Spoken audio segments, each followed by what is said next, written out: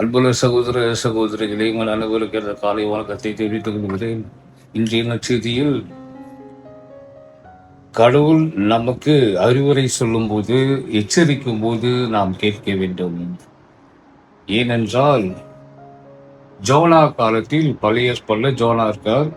ஜோனா காலத்தில் நினைவே மக்கள் பாவம் செய்தார்கள். ஆகவே கடவுள் ஜோனாவை அனுப்பி அவர்களுக்கு போதிக்க சொன்னார். எப்படியோ நமக்கு தெரியும் ஜோனா கதை. ஜோனா எப்படியோ போய் போதிச்சால் அந்த மக்கள் மனம் திரும்பி பாவத்தை விட்டு சாக்குடை அணிந்து சாம்பலில் அமர்ந்தார்கள், மனம் மாறினார்கள். அதே போல தென்னாட்டு அரசி ஒருவர் தென்னாட்டிலிருந்து வருகிறார். இன்னைக்கு அது யேமேன் என்ற நாடு என்று குறிப்பிடலாம். அங்கேருந்து வந்து சாலமனுடைய ஞானத்தை கேட்க வருகிறார். அப்ப அந்த மாதம் எத்தனை மாதம் பிடிச்சதோ தெரியல அந்த பயணம். அப்ப நெடும் பயணம் மேற்கொண்டு சாலமனுடைய ஞானத்தை கேட்க வருகிறார். இப்ப நினைவே மக்களும் சரி, இந்த தென்னாட்டு அரசியும் சரி, இவங்களும் வந்து புறவனைதான், யூதர் அல்லாதவர்கள். கடவுளோட வார்த்தையை கேட்க வர்றாங்க, கடவுள் சொன்னதை கேட்கறாங்க, மனம் மாறுறாங்க. ஆனா இயேசுவின் காலத்துல இயேசுவோட மக்கள், குறிப்பாக பரிசேயர்கள், மனம் மாறல. இயேசு அவர்கள் முன்னுக்கு அற்புதம் செய்கிறார், போதிக்கிறார், பேய்களை ஓட்டுகிறார். அப்ப கூட நம்ப மாட்டாங்க. இயேசுவிடம் அடையாளம் கேட்கிறாங்க. என்ன அடையாளம் என்ன ஒண்ணு?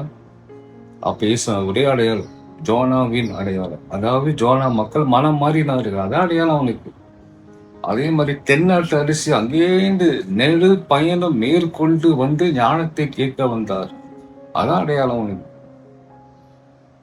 ஆய்வு அன்பு சகோதர சகோதரிகளே, கடவுள் நமக்கு நம்மிடம் பேசும்போது இறை வார்த்தை வழியாக, திருப்பலி வழியாக, வாழ்வில் நடக்கும் சம்பவங்கள் வழியாக கடவுள் பேசும்போது நாமும் கேட்க வேண்டும். பிடிவாதம் பிடிக்கக்கூடாது. இந்த பரிசேயர்கள் பிடிவாதம், முரட்டுத்தன்மை, மனதை மூடி வைத்தார்கள். இந்த மாதிரி மனதை இருக்க மூடி வைத்தால் கடவுள் எப்படி வேலை செய்வார்? ஆவியானவர் எப்படி வேலை செய்வார்? வேலை செய்ய முடியாது.